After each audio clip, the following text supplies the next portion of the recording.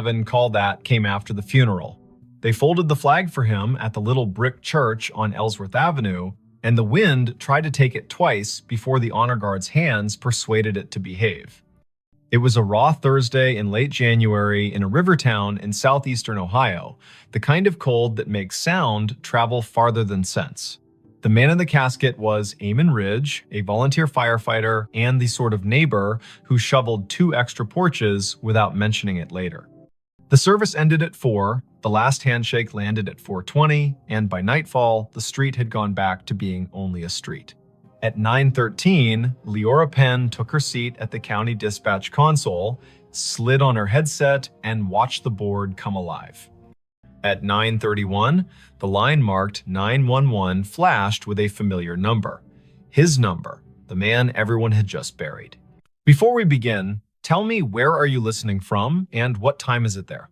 Leora had fielded storms and barn fires, and wrong turns called in as kidnappings. She had coaxed calm from people whose words came like hail on a tin roof. She had heard the first breath of a baby through a phone held in shaky hands, and the last breath of a stranger who needed someone to hear it. She was 34, kept her hair short to keep the headset from snagging, and wore a gray cardigan because the room ran cold to keep the computers honest. Her desk held 2 photographs wedged into the bezel of the monitor. One showed a river in summer, green as a promise. The other showed Eamon and his daughter Cass standing in front of the station engine with that look people get when duty gives them a reason to grin. The year was 2022. The county had upgraded the system, and the board pulsed with the soft light of new money that still felt like a borrowed suit. Lines identified towers and cross streets. Repeat callers had little tags. When Eamon's number flashed, it wore the tag she had put on it a year ago, Station 4. Her stomach made a small, foolish turn. Her hand did not. She tapped the line open. 911. What is your emergency? Static, not empty. The kind of static that carries weather in its mouth. A faint hiss like tires on wet asphalt far away, then a click as if someone had covered the microphone with a thumb and lifted it again. Leora glanced at the automatic location box. The system offered a circle that could have been a dozen blocks wide and no more. The tower showed the bluff above the river. The timer on the call rolled past 10 seconds, then 15. The headset warmed in her hand. "Hello," she said, voice even, the way training turns fear into architecture. "If you can speak, I am here." Something moved under the static. A breath, slow, disciplined. The way firefighters learn to breathe through a mask like they are rationing the ocean. She had listened to Eamon for years as he called in traffic stops and barn smokes and mutual aid requests in that unshowy voice he kept, even when the ceiling thought it was tired of being a ceiling. Her throat tightened without permission. The board did not care. It kept time. The night supervisor, Brandt, rolled his chair closer, not touching her cord. He was 50, part-time philosopher, full-time keeper of snack drawers. His eyebrows asked a question he did not give words to. Leora tapped a note onto the incident log with deliberate fingers. Caller number displays as decedent from earlier funeral. Open line. Faint audio. Possible misroute for memorial device. Possible spoof. Monitor. "Eamon," she said quietly, because sometimes names open doors the way keys do. "If you can hear me, give me any sound." The line breathed once more, then found a voice. Not bright, not ghostly, a man speaking like someone who had walked all day and only now remembered he could sit. It said one sentence, 3 words, patient, back door locked. Brandt's hand hovered over the radio mic. Leora nodded once. He paged Station 2 because Station 4 was morning, and Station 2 would show up with their coats half-buttoned and their hearts arranged like a team. He sent them to the Ridge home on Quint Street, the small white place with a porch swing that had never let a guest feel foolish for needing to sway a minute. Leora kept her voice on the line. "Back door, locked," she repeated, writing it, hearing it, feeling the way the sentence wanted to be a map. "Is someone inside?" Nothing answered at first. Then a second sentence, softer. "Cass asleep." Brant's fingers were already moving the way piano players do when the song makes them want to be faster than they are. Officers on the midnight swing shifted their routes without complaint. The medic crew out of town angled their rig toward Quince in case Grief had found a trick that needed medical names. Leora sent a quick text to the on-call clergy liaison because the county did not believe in letting families be alone with what they could not name. "Amen," she said, "steady. We're sending them. Stay with me if you can." The line hissed like rain on a steel roof, and then went quiet. Not the click of a hang-up, the kind of quiet a room makes when a story finally sits down. The call timer rolled to 1 minute 23 seconds, then stopped. Disconnected, the board told her, cheerful as a toy that believes its work noble. Brant opened his mouth and then closed it. He reached for his coffee and decided it was the wrong kind of night for coffee and reached for water instead. Leora sat very still for a moment and felt the way adrenaline stands up in your body and refuses to sit until you give it a task. She gave it the task of listening. The lines danced with ordinary need. A possum in a kitchen. A husband who had cut his hand on a jar. A neighbor who had heard a window break and then realized it was the television. Her hands did their work. Her ear held a room for the line that had gone quiet. Officer G. Park radioed in first. Voice crisp. Tires crunching on salt in the street. Unit 3-1. Quince Street. Back porch light on. Back door indeed locked. Copy request to knock. "Copy," Leora said, hearing her own voice make simple shapes. "Proceed." There are knocks that sound like questions and knocks that sound like the start of a fight. Officer Park knocked like a person who has played in a string quartet. Firm, meticulous, willing to wait between knocks.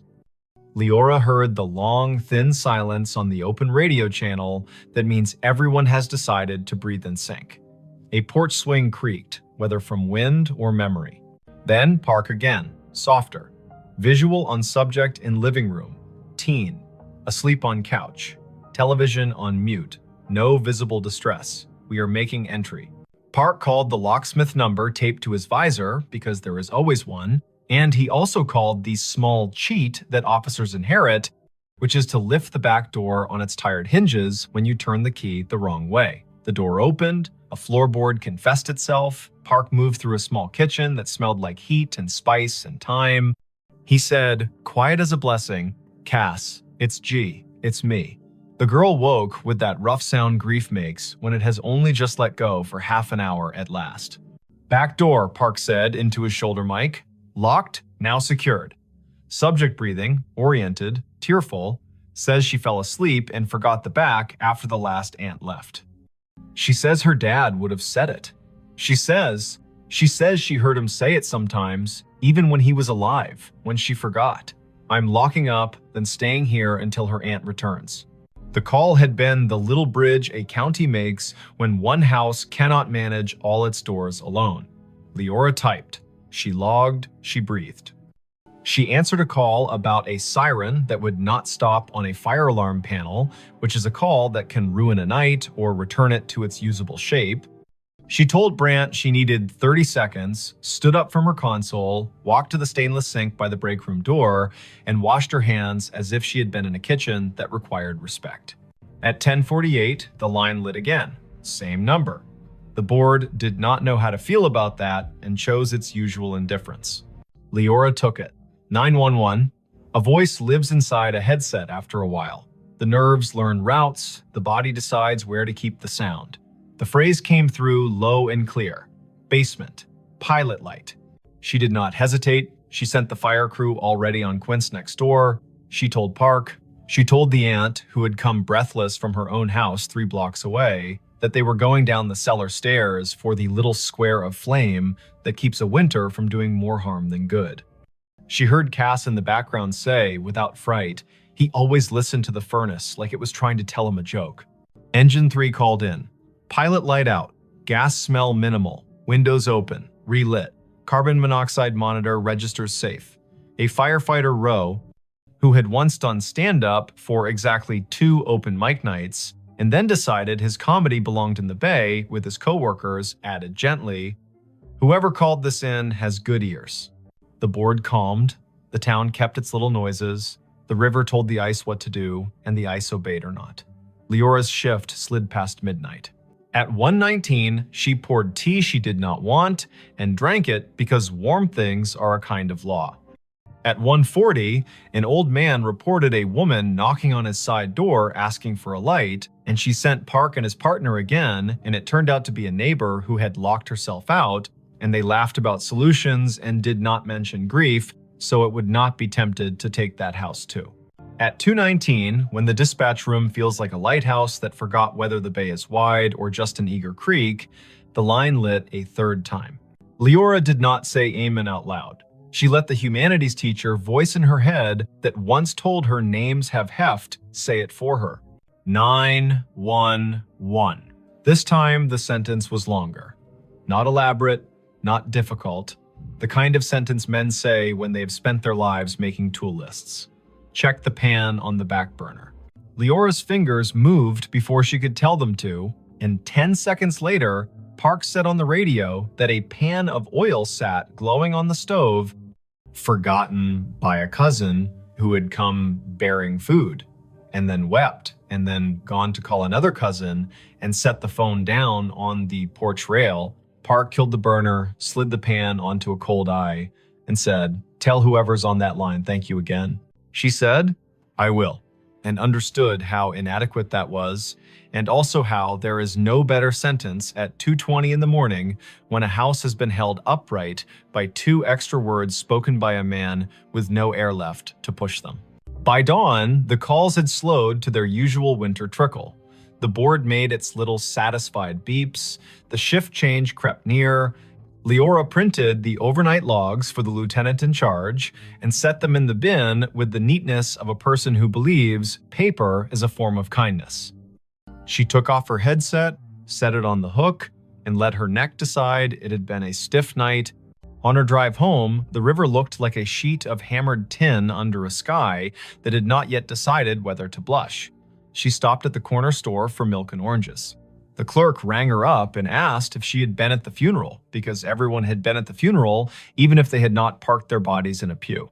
Leora said yes, and the clerk said he had known Eamon since they were boys, back when the river took 2 boys and gave back 1, and how the one who came back had never raised his voice again, unless it was to make a frightened kid laugh in a smoky basement. Leora listened.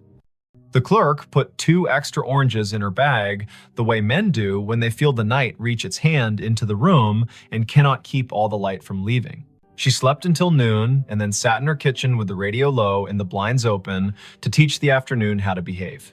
Her phone chimed with a message. It was Cass. Leora had given her number to the aunt without thinking, and nothing about this felt like a boundary violation now. The message was a picture of a backdoor lock and a caption. "He did it again, thank you." She replied, "You did it." He reminded, "That is a team."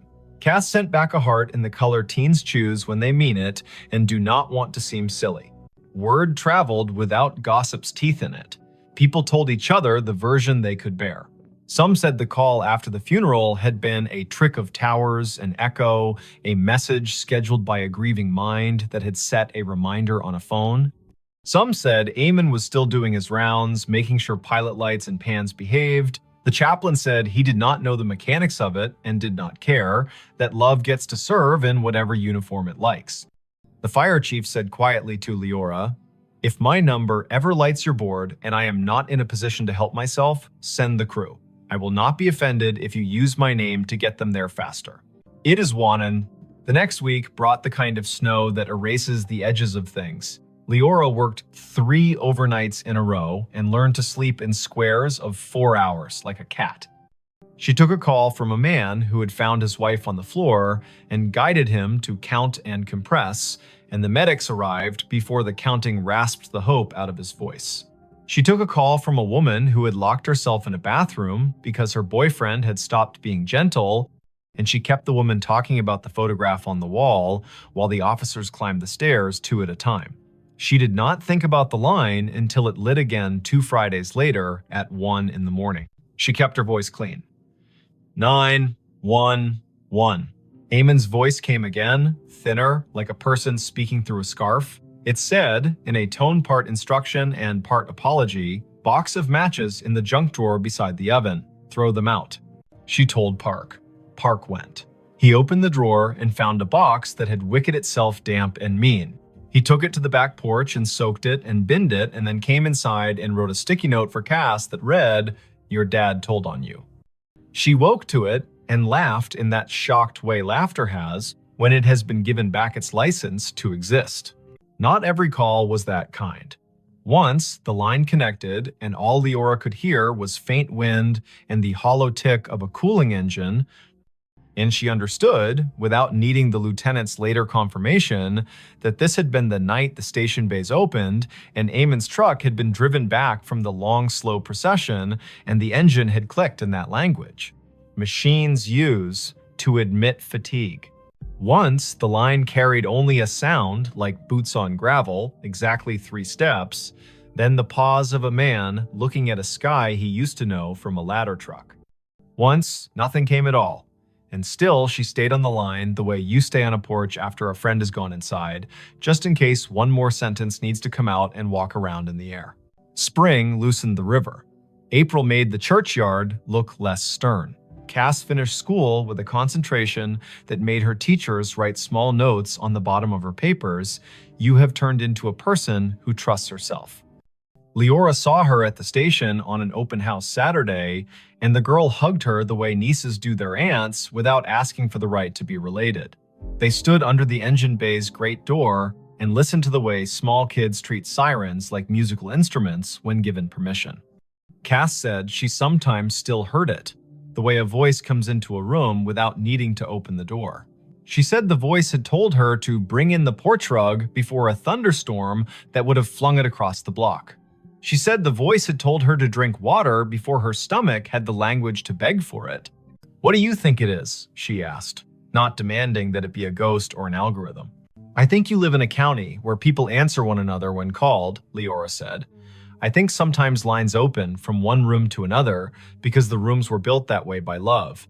I think if we say it out loud too many times, the day will get shy and pretend it never happened. And I think your dad trained his whole body to go when someone needed a sentence, and I do not know what training looks like later." Thanks for watching Allen's To Help Pray. Cass nodded as if she had been offered advice about lifting with her legs, not her back. She put her hands on the engine's bumper like a kid checking the pulse of a whale and whispered thanks in the dull shine where she thought it might carry.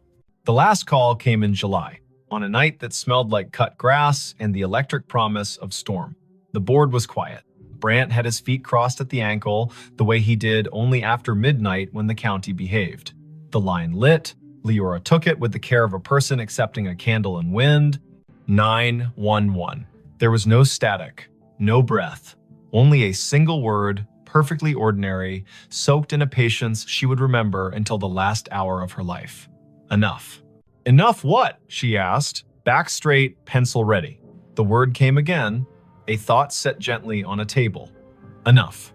Then a long exhale, the temperature of a day in which someone has put down a tool they are proud to have used and is ready to wash their hands. She typed the word. She did not send units. She did not mention it to Brant until the end of the hour, when she said it out loud the way you say a number twice to make sure you got it right. He nodded. He threw a cough drop to her like a baseball, and she caught it and laughed because bodies insist on living. There were no more calls after that. The system reassigned numbers as systems do. The board forgot how to glow with that tag. When Leora sat at her desk and the photographs leaned against the monitor made their steady witness, she still sometimes heard the faint tap of a firefighter's gloved hand on a doorframe, the universal signal for ready. She bought a small, heavy key hook for her own kitchen, put it by the back door, and never forgot again.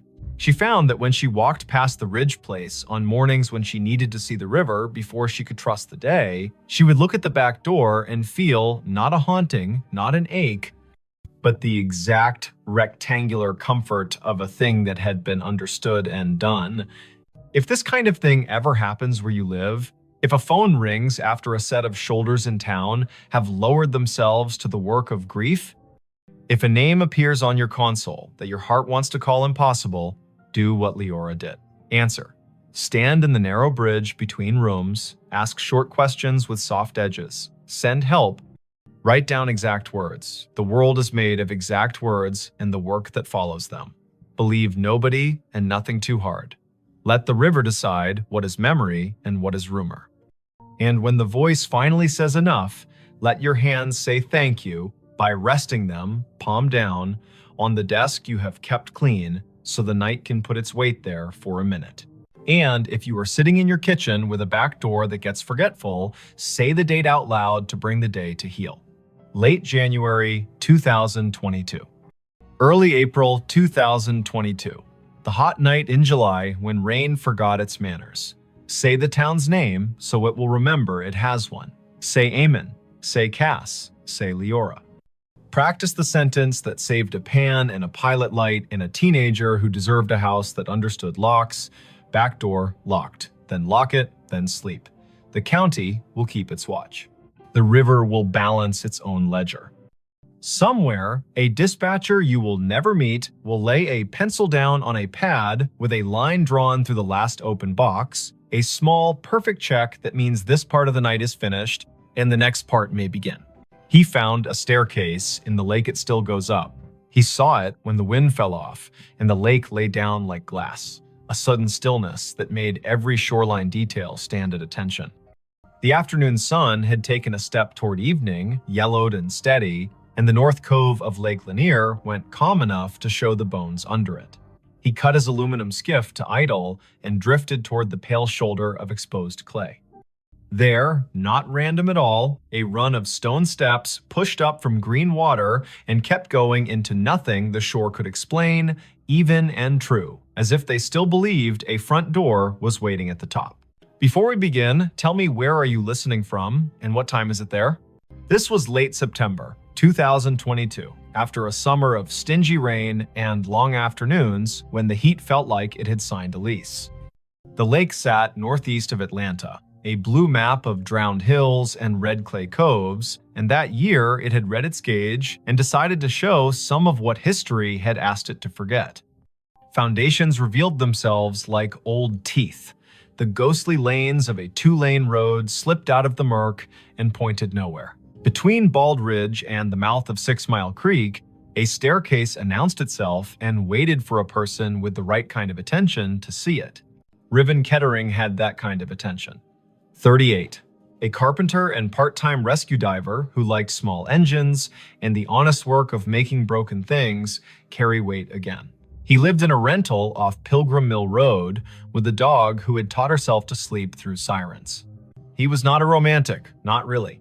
He was the kind of man who listened to what a hinge said when it wasn't being looked at. The lake had been a job and a solace for him since he moved down from the foothills of Tennessee a decade earlier, and on afternoons like this one, he took his old skiff out to idle over the drown. The staircase began 3 steps below the surface, pale rectangles set into the clay, then climbed above waterline, slick with algae, where yesterday had touched and left. 12 risers showed drop. They marched up the bank as if they had no intention of stopping, then continued past where stone ended, the air holding their measure with a confidence that made nothing in Riven's head feel quite steady. He nosed the skiff forward until its snub bow made a soft knock against the lowest dry riser. The hull and the stone talked for a second, low and hollow. He stood, keeping knees loose, eyes at a level where you can decide a thing without pretending it's not, pretending you first. The steps were fieldstone set into a poured bed, careful work from when hands were steadier because nothing had asked them to type yet. He could see where the mortar had let go, hairline by hairline, and where a leaf had chosen to become fossil rather than compost. He stepped out. The rock took his weight with a small, agreeable groan. He climbed, counting aloud the way you do when a rhythm wants to prove it's a law. 7, 8, 9.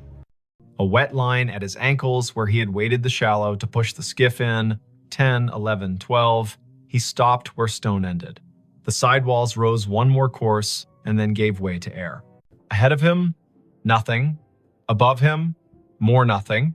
And yet his right foot, when he slid it forward with the caution of a man who had once fallen through a rotten porch and did not intend to audition for that pain again, found resistance. Not stone, not water. Not empty. A density like stretched cloth, like cold-pressed sugar, like a stare that remembered itself and refused to forget just because the lake had been told to be a lake. He drew his foot back, scalp prickling, breath in a pocket he didn't want to open too fast. He looked around to see if anyone else had been presented this joke. No one. In late September, a Tuesday can make a cove your private chapel. Far out, a pontoon boat moved like a floor with music on it. Closer in, a blue heron had made the stump of an old post into a claim. Riven set his palm above the end of the stone into the air where a banister would be if someone had finished the thought. He felt nothing until he pushed a hair past what he thought was safe. Then he felt a boundary, the exact height of a handrail in a code book he could recite. He smiled despite the way his heart had decided to pick up the tempo. Something here hadn't drowned entirely. Something here had decided to keep going up. He does not scare fast, Riven. He is a man who has gotten into dark water at night, kindly, and come back calmer for it. But he respects a place with a memory. He went back down the 12 risers and climbed into the skiff and sat with his hand on the tiller and let the lake tell him if it wanted him to be braver than his grandmother would approve. The wind was a rumor now. On the far shore, a transformer hummed with the stale sweetness of electricity. He turned the motor off and drifted with his fingers brushing the gunwale and felt for the old current under the new. A loon called once out in the main channel, the syllable bending toward a kind of loneliness that doesn't need an audience. Riven looked back at the steps. The air above the 13th riser shimmered, a trick of light or a rule he hadn't been told yet. He swore softly in the old way that buys you permission to try again. He pulled the skiff onto the red bank, tied it off to a scar of root, and went back up the 12. He did what his hands knew to do. He turned a coin on its edge and rolled it along the last stone. When it tipped forward into air, it did not fall. It sat against nothing, as if pressed to a glass he could not see. He slid it forward with one finger and felt it drag over an edge. He slid his boot after it and met a tread that had weight. He put his full foot down and his bones agreed that physics had not been insulted, only invited to a different kind of party. He brought the other foot up. He stood on the 13th step of something that existed without confessing to the eye. He took one more. 14. He stopped. He is not a fool. He turned to look at the lake, which does not care if you find it holy or treacherous, so long as you understand which mood it is in. The cove held its breath. He stepped backward down the 2 air treads with a caution that felt like a prayer you say without agreeing you're saying it. He stood again on stone that had no arguments and breathed the kind of breath that renters of boats make when the motor coughs once and then forgives you. Lake Lanier carries stories the way clay carries footprints. Old towns lie under it, old churches, the ghost lanes of Old Federal Road. People will tell you about a stalled truck on a fogged bridge and a handprint on the back window after, about divers who won't go down a second time because they looked through a school of crappie and saw a porch swing move. Some of that is what happens when humans leave water to be the keeper of their history. Some of that is people being lonely and needing their fear to wear a costume. Riven carried none of those stories in the silly way. He carried them the practical way. He knew people had been told their land would drown for the good of cities they would never see, and some of those people had said their names into the bank and put rocks one on another to make the land remember. He went home with the staircase in his notebook and in his knees. He did not say the shape of it to the bartender at the place on Brown's Bridge, who called everybody chief. He did not post a photo because the lake punishes people who turn it into spectacle. He slept badly and woke before his alarm and made coffee meaner than necessary and drove back with a coil of thin rope and a chalk box and the tape measure he used when perfection had to be part of the bill. Morning lake, blue as breath. The skiff skittered over wind ruffles and slid into the cove willing. He tied a chalk line at the last stone and played it out up the air, marking nothing with blue dust that caught in nothing and hung there like a trick. He laughed once, quietly. He measured riser height with the tape and found consistency that would have made a county inspector nod. He tied a loop in the rope and lowered it down the near face of the steps. The loop sat against an invisible edge and held, not tight, not loose, as if politely told to wait. Half an hour went by that way. Numbers, angles. The carpenter in him building a drawing that would keep his fear inside its lines. When he finished, he sat with his back against the sidewall and let his head find the cool of stone that had learned shade.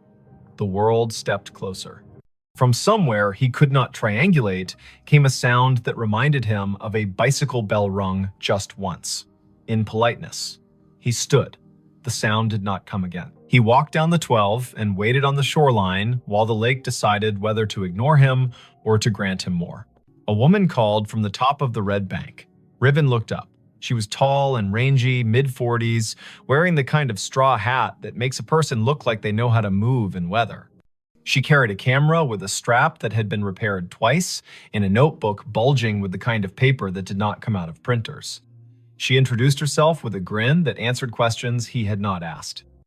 Mara Clary.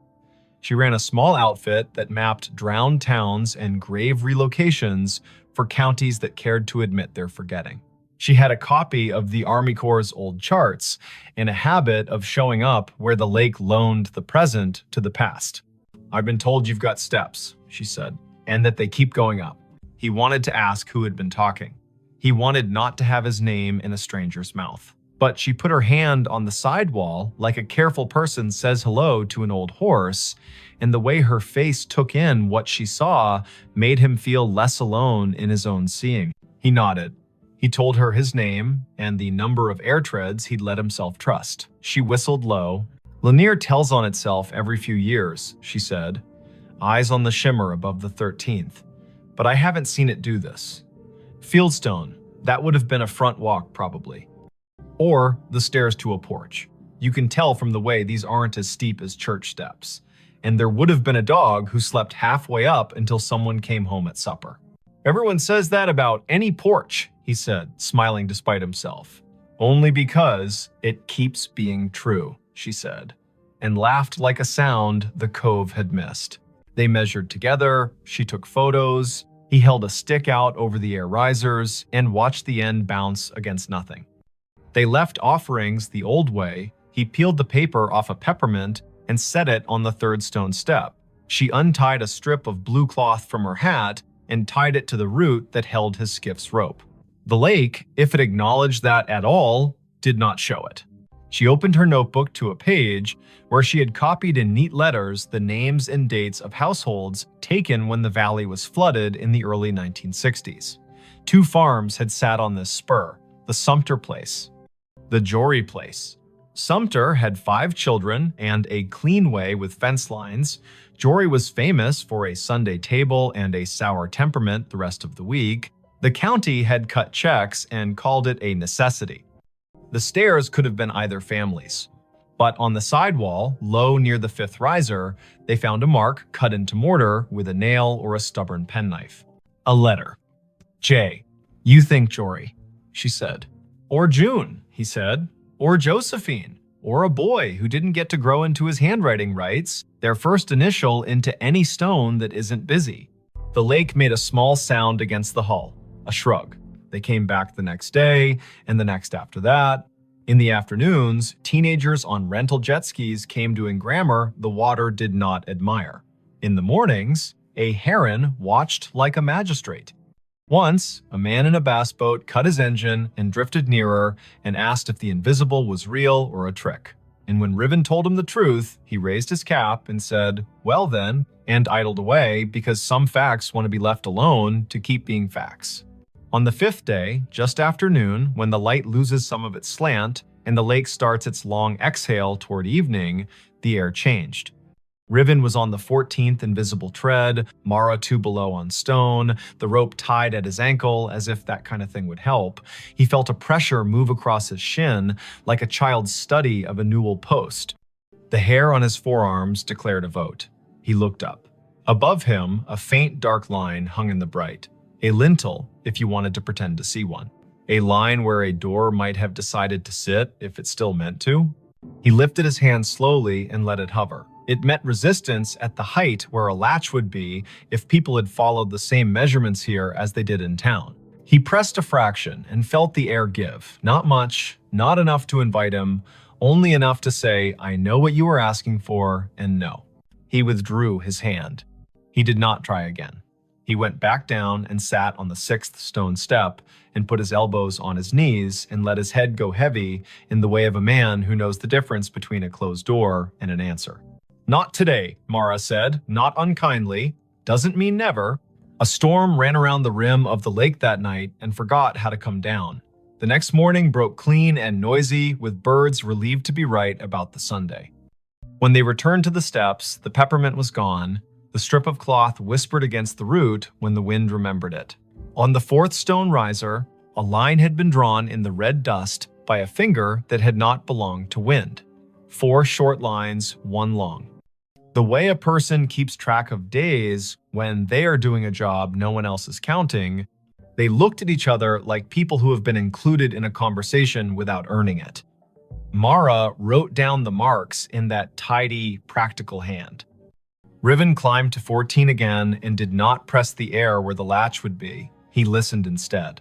It is an old trick. The more you don't demand to hear, the more willing a place is to say its piece. Somewhere above him, at the end of the invisible run, a sound came faint, almost an opinion. The scrape of a chair, foot against a wooden floor. Once, then a breath, remarkably ordinary, let out by someone who was done with a small effort and is pleased to have finished. He let his knees bend and went back down step by careful step. The county put out a notice, polite as a church lady, asking people not to climb anything that felt like absence. A man from the Corps came by with a clipboard and a caution that did not include humor and told them to rope the place from the bank. They tied a line and left it slack enough to be ignored by whatever needed to come and go. Mara logged coordinates and photographs and the exact color of the lichens on the sidewall. Riven made a drawing of the steps that showed the air ones the way you show trust, with dotted lines and a note that says, "As found." Word spread anyway. It always does when to leave a thing alone would be the more complicated form of love. A grandmother came and watched from the shade and told her granddaughter a story about the summer her brother rode a bike into a field that is now part of the lake and fell and did not cry, because corn leaves will cut you if you give them. An audience. A man in a Braves cap stood for a long time with his hands in the back pockets of his jeans and didn't tell anyone why his eyes kept the gloss they kept.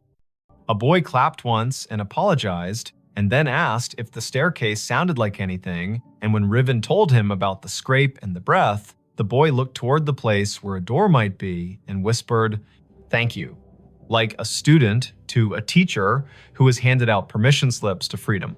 On a Wednesday morning in early October, the lake rose 2 inches. The first stone step went green again. The 12th stayed dry. Riven set his palm to the sidewall as he had begun to do without design and said the names of the months out loud as if they were a key. Mara arrived late, hair in a bandana printed with little cranes, a thermos in one hand and a sheet of onion skin paper in the other, the thin kind that takes pencil and lets the stone's texture come up through. She rubbed the J, the nail-cut letter, and the tally marks. When she lifted the paper, the letter and the lines looked like a message written by someone whose words had to be rationed. She tucked the rubbing into her notebook with a care Riven recognized as kin to prayer. By noon, clouds built into a boast. Mara packed her camera because electric things deserve not to be insulted by weather. Riven untied the rope at his ankle and coiled it with the absent-minded competence of someone who likes ropes for the way they make order out of risk. The air above the 14th step felt different. Cooler, somehow. Denser. He looked up and wanted more than he would have admitted the week before to see something acknowledge him. Not a face, not a figure, an idea. The lake refused. It kept to its rights. Before the storm broke, a small group arrived in silence. Not tourists, not thrill seekers. People in good shoes that did not belong to docks. A woman in a navy blazer. A man whose tie had been loosened by degrees and had stopped at 3. An older woman with a cane that looked like it had been carved by someone who understood trees better than money. They stood on the bank above the line and watched the steps like people watching someone figure skate after having once skated the same routine 3 decades ago and remembering what the body used to hold. The older woman spoke first, to the stone, not to the living. "You kept it," she said. "You stubborn thing. I told them you would." She introduced herself when Riven climbed down to the bank with his curiosity plainly showing. Ada Sumter Jory. Not a marriage, she was quick to clarify, but a habit of names borrowed and kept. Her father had been a Sumter, her mother a Jory by necessity and grievance. She had been 10 when the men from the government came and put stakes on the hill and told her they were measuring to make the river useful. She had been 14 when the kitchen was dismantled and stored in a relative's shed, and the porch chairs were put on a truck without the porch. She had been 15 when the lake finally climbed to the 7th stair and the dogs refused to sleep where they had always slept and had to learn ground new as a dollar. "My granddaddy set those stones," she said, chin lifting toward the steps. He knew the grade by eye. House stood there. She pointed at the air, ran long that way. Kitchen at the back, where mornings were honest. Stairs to the sleeping rooms tucked in right of the door. He told me we build stairs for coming and going and for waiting. That last part is where the world gets the math wrong. She cleared her throat once, a small thing that meant a larger thing had moved through it. "My brother wrote his letter J in the mortar before it set," she said, and smiled fully for the first time. He was 5 and mad because he had not been allowed to carry a stone and needed to have done something the porch would remember. They watched the lake together as it considered which forenoon belonged to which afternoon. Mara showed Ada the rubbing, and Ada put her palm on the paper like a hand over a baby's sleeping flank. "He stayed mean," she said of Jory, but without any real heat. But he loved that stair. Sat halfway up when he had nothing to do and the weather had nothing to argue about. Played that little bell you keep hearing because he liked the neatness of a sound that stops when you take your finger off it. The storm arrived, they covered what needed covering, the skiff rocked and complained, and then remembered it had been in worse moods and calmed. The rain washed the red dust off the risers and gave them back their gray. The air cooled like a head turning on a pillow to the comfortable side. Ada walked down to the second step and touched it like the forehead of a child with a fever breaking. "Enough," she said to the rain, to the year, to the air that had learned to hold treads. In the weeks that followed, the staircase did what durable things do when they decide to belong to more than one story. It kept being itself. The lake rose and smudged the lower steps and then pulled back like a long breath returned.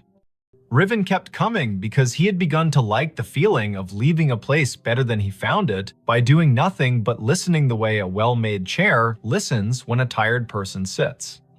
Mara wrote a piece for the County Historical Society that began with the sentence, "There are places we drown and places that refuse." Ada came twice more and told the stair her brother's best and worst. And once, on a bright Sunday, when the buzz of outboards sounded like cicadas pretending to be important, she brought a tin of biscuits and left one on the 3rd step because her mother would have called it manners. On a morning in November, the air thin and brisk, frost like pale sugar on shaded clay, Riven came alone. The lake had taken back an inch, the first 2 steps glowed green. He stood at the foot and waited the way you learn to wait when you've been given more than you asked and are smart enough not to get greedy. The wind came off the water and put its fingers through his hair with a familiarity he hadn't earned. Above the 14th tread, the line where a lintel would be shivered and then settled. He put his hand out at the height of a latch and did not press. "Thank you," he said to nothing and to something. He went home and made lunch and fixed a neighbor's sagging cabinet and walked his dog in the long honey of 4 o'clock. He slept that night without the lake climbing the stairs of his thoughts. He dreamed he was sanding a handrail he could not see and woke with the particular ache in his forearm that tells a man he did a good day's work in the world that matters and the one that does not need him but lets him in anyway. If you go out to Lake Lanier on a fall day after a long dry, when the wind has the courtesy to lie down and let the surface polish itself, you can find the cove if you know who to ask and you promise out loud not to bring a ladder. The staircase will be there, stepping up from water into air with the patience of a body that has learned not to argue with time. You can put your boot on the 12th stone and your breath on your rib cage and decide if you will push your foot forward into the space where the 13th waits. If you do, it will hold. Not because wonder owes you, but because someone set a measure here with care, and because sometimes the world keeps an old promise in a new element. Say the year out loud when you find it. 2022. Say the place by its names, Lanier and the valley it drowned. Say the people if you know them, Sumter, Jory. Say the letter on the wall, J. Say the noise a bicycle bell makes when a brother likes attention and the porch has all afternoon. If you leave something, make it small, a ribbon, a peppermint, a finger laid gently in dust to make a line that will blow away with the next weather. Walk back down, let your knees do what they were built to do. Put your hand on the sidewall the way you would on a friend's shoulder when leaving them on their own porch in the dark to listen to the crickets. The staircase will keep going up whether or not your eyes can follow it. It will keep its measure in the air. The lake will rise and cover the lower treads and then fall back and confess again. Boats will hum. Herons will judge. A woman in a straw hat will rub letters onto paper, and a man with a dog who sleeps through sirens will coil rope and listen. And somewhere under the calm skin of the cove, where red clay holds onto everything it can hold, a front door you cannot see will stay shut and not unkindly, practicing the hardest kind of hospitality there is, offering you a way to ascend and a way to wait, and trusting you to know which one belongs to you today. Her phone pinged at a grave with her name. The notification bloomed on her screen the moment her shoes left the gravel and slid onto the soft path between moss-dark stones. A small bell chime, bright as glass. A banner at the top. You have arrived, Eden E. Hale. The words sat there as calmly as a weather app, as if the city had decided to label her the way it labels a bridge or a square. The place was Bonaventure Cemetery in Savannah, Georgia. Spanish moss hung in long, steady sentences from the live oaks. The river kept its secrets behind the bluff and breathed like a sleeping room. It was late afternoon on a Sunday in early November, the air cool enough to make her wish for sleeves and warm enough to forgive her for forgetting them. Before we begin, tell me, where are you listening from and what time is it there? Her name was Idoni Hale, 28. She worked in visitor services at a small maritime museum upriver, the kind of job that made her memorize the angles of ships and the dates when storms came ashore. She liked fonts and quiet, and the sound salt makes drying on stone. She was visiting Bonaventure because her friend Anson had flown in from Minneapolis for a long weekend, and the two of them liked places that let you feel your breath in your mouth. The year was 2021. Phones knew where you were within decent intimacy. Some headstones wore small plaques with codes that asked to be scanned and promised a story. They had parked on Bonaventure Road under an oak that had learned to be older than most houses. The sky was simple, a clean coin of light. The volunteer at the office had given them a paper map and a soft-voiced list of locations worth the walk if you wanted your day to hold. Look for the little angels facing east. Find the section where the camellias keep blooming against instruction. There's a family plot that feels like a room you shouldn't step into without knocking. No one mentioned a notification.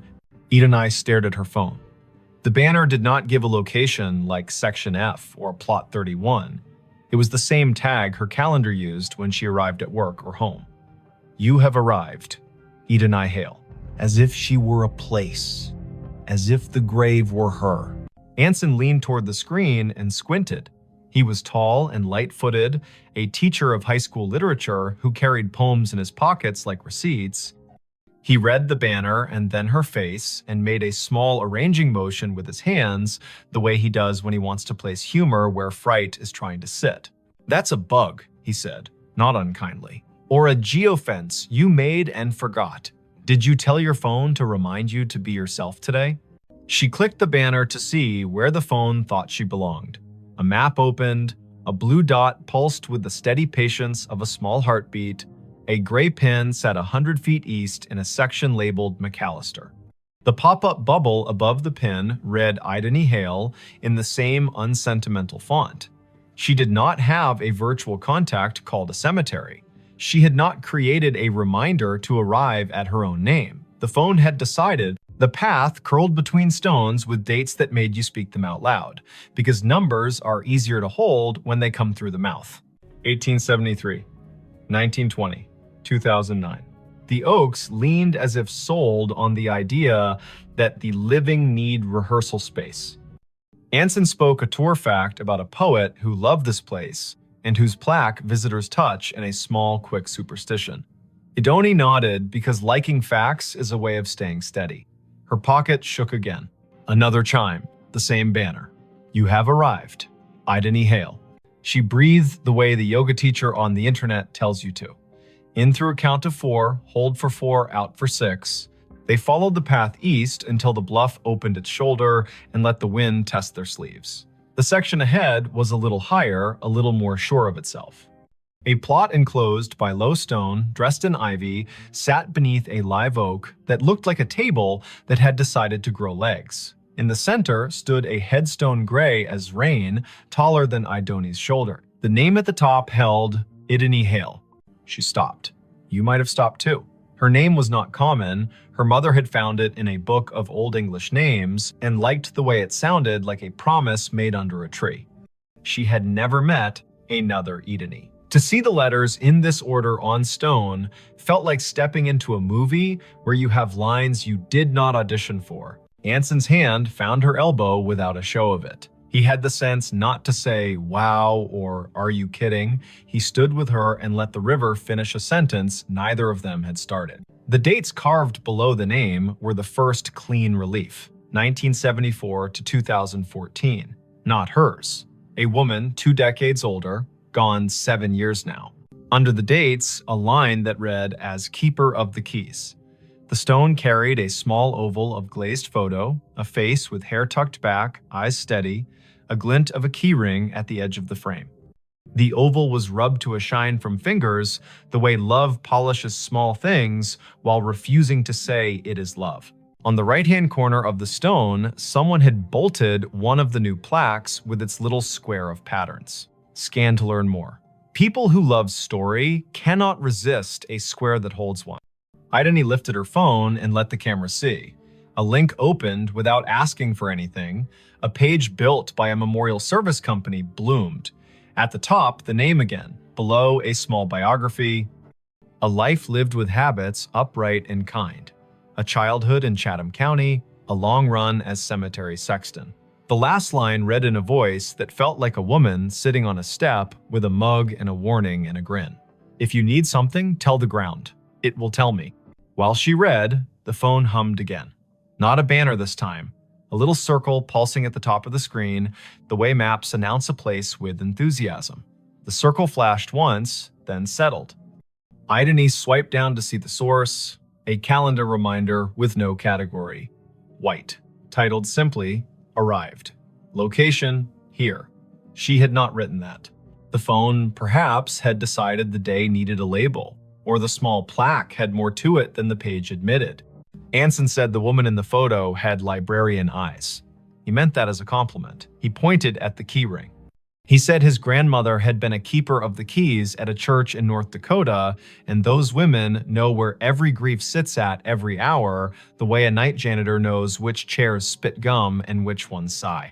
They stood a while. People walked past in respectful silence, guided by a docent's voice that held just enough theater to keep 15 people from wandering into their own daydreams. Spanish moss moved like thought repeating itself. A flake of light rose off the river and fell back as if it had changed its mind about being air. It would have been a good story already finding your own name on stone, a phone that had the audacity to tell you you had arrived, but something else decided to be true. A little tone sounded from the phone, the way sounds do when an app you forgot you had decides to help. It was the noise her AirDrop made when someone nearby wanted to share a photo at inopportune moments. The screen shifted to a dialogue. A file offered to send itself to her. The sender name was a string of letters and numbers that meant nothing. The file name read Keys. Anson leaned in and made his face calm. "Decline," he said gently, "because strangers in public places with quick hands make tricks, and both of them work in museums and have seen every version of the human habit of testing boundaries." She hovered. Decline would be wise. Accept would be a dare. She pressed accept because sometimes you let stories finish what they start. The file downloaded. It was not a photo, it was an audio file, a minute 42 in length. The waveform showed it wasn't silence. She tilted the phone toward her own ear instead of speaker because you don't open a voice in a cemetery loud unless the voice has earned the right. Static first, then the sound of wind combing something thin, then a woman's voice, the age of a woman, who tells tools where they belong and expects cooperation. The voice said, "Dry as a towel and warm as a summer kitchen. If you are standing over me, child, and your name is mine, you can help me keep my promises. Put your phone on the stone and leave it be a minute. It will tell you where to stand next." Anson's eyebrows did a small jazz riff and then tried to behave. "Okay," he said softly, a word that meant, "I am here and I am not going to ruin this with cleverness." Ideni set the phone on the flat top of the headstone the way the voice had instructed. The screen slid into its lock. Her reflection replaced her. The oval photo looked past her shoulder the way old photos always do. She counted in her head as a way to keep the childish fear of being tricked from standing up and knocking the ritual with its elbow. 50, 60, 78. The phone buzzed once, she lifted it. The map opened of its own accord. The blue dot had moved nothing. The gray pin had changed. It labeled another grave 30 yards north with a name neither of them had seen on the paper map. Rosin Hale. A second name. Another Hale. The first name was Welsh and not common here. They went because the day had asked enough times to be answered polite. The second stone stood lower, more modest. The granite, a color you could never find on purpose if you looked in a catalog. The dates were older, 1931 to 1999. The epitaph read, "She kept the gate lighted," and under that, in smaller letters, so faint you could only see them when the cloud put its hand over the sun, a line, Rosine was born. Rosine Idris. She married into Hale and stayed. Tell my niece if she comes through here that I see her when I count keys. I am not anybody's niece, Ideni said aloud, and then took a breath because she heard the defensiveness squirreled underneath. I mean, not hers. You might be more people's niece than you know, Anson said gently, a man who had grown up with uncles who weren't uncles and yet were more family than the kind that wears your face. They stood while the wind added a signature to the bottom of the page of the day. The river put its shoulder against the bank and leaned. The phone did not ping again for a while. A cardinal went from one branch to another with the purposeful speed of a person who knows where the parts are stored. A group of teenagers trailed an auntie through the lanes, popping gum in a respectful way, which is a regional miracle. Ideni looked up Rosin on the cemetery's database because when your heart gets odd, facts make a braid to hold on to. The database was one of those volunteer-built websites that carry the tone of a potluck where everyone brings a dish so exact it shames you for choosing salad. Rosin's entry was thorough. Born Rhonda Valley, came across with parents as a child, settled in Chatham County, married one Mr. Hale, worked checklist after checklist for the electrical union office, sang alto in church with the patience of an anvil, survived by no children, preceded by older brothers, all gone. Niece mentioned in an obituary in 1999 with no name given. Anson made a sound that meant the story had wiped its hands on his shirt and was ready to cook. The phone chimed once more, now with the tone her museum app uses when a beacon in an exhibit hands you a fact. She had turned beacons off last month because being interrupted by history while in history felt a bit like a stage whisper in a quiet theater. She had not turned beacons back on. The screen read, "A note is waiting." A map pinpointed the little brick building the cemetery uses as a workshop for the grounds crew. A path drew itself in blue between the Hales and the shop, like a string in a child's game. They went, Because keys that ask to be found deserve not to rust, the door to the shop was propped with a cinder block the way doors are propped everywhere when the weather learns to be useful. A radio played a station that chose old soul and occasional baseball score updates. No one was at the counter. A bell stood there anyway, the kind that rings a sound like a glass penny. Anson rang it because he likes participating in obvious rituals. A man in his 50s with a badge that read August came in from the back, wiping his hands on a rag that had earned its keep.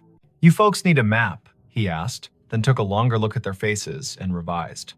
"Or a minute." "We were by the hailstones," Idony said, and watched the way a man looks when a rhyme finds his ear and tells him it cares. August nodded. "Course you were," he said. "I keep an envelope for that family. Been waiting on who it's waiting on." He reached under the counter, where drawers have learned to hold what should not be lost, and brought up a large yellow envelope with a blue paperclip that had rusted a little by choosing weather. The envelope had 3 words on the front in tidy block letters. For the next Idony, heat went across her face like an honest light. August saw it and stilled. He handed her the envelope the way people hand one another babies, meaning well and moving slow. She opened it with her thumb. Inside, 3 items. A small brass key, old, not ornate, with teeth filed like a decision. A folded sheet torn from a spiral notebook, edges soft with years. And a wallet-sized photo of a woman in a blue work shirt with a name patch and a grin you could feel in your back like afternoon Sunday. The patch read, "Idony." The face belonged to the woman on the first stone. The note was written in blue ballpoint in a hand that pressed harder than paper deserves. It read, "Simple. For the next Idony in this county who can hear me the way a key hears a lock. My niece is out there." She won't say yes to the word niece because words are stubborn. She'll need to open the box in the old mausoleum we keep for tools and favors. The key is for the small door on the left. Lift on the latch while you turn. The box has what belongs to her and me and her grandmother. If she is standing at my stone with a phone, she will know that I know. Don't bring a crowd. Bring one friend who reads instructions with his eyes. Leave the key when you are done. We can count without hands here. "I'm not someone's niece," she said again, and heard how the sentence grew less certain with practice. Her mother's family tree began and ended in a different state. A line of women who told polite lies to spare one another the sharp edges and did their grief in broom closets. Her father had not survived long enough to name distant relations. He had left behind a bent screwdriver and a smell that her body still could find when a day asked. Anson's hand found the counter in a quick pat, like checking for keys as you leave the house. "You don't have to be a niece to be the person meant to do a thing," he said. "But also you might, and it might not matter how that happened." August tapped the counter twice, a habit that sounded like a yes. "The small left door," he said. "People never see it. Take the path behind the office and go right at the angel with the missing hand." The mausoleum is the little brick one that looks polite. The left door sticks the way a lie sticks to a room. Do what the note said, lift and turn. They went back into the light. The blue string on the map did not bother now to draw. The path knew their feet. The angel with the missing hand stood where the volunteer had said, "Angels stand, face east," blank expression that suggested she had witnessed every century and found nothing quite bad enough to frown at yet. The brick mausoleum waited with that small pride buildings have when they know they are not the grandest on the block, but are the one that does the job without complaint. The left door looked like a panel added later. The brass latch had the smoothness that comes of being touched by people who mean to get work done. Idony slid the key in, the teeth caught, and then thought better of it. She lifted the latch with her other hand and turned. The lock gave.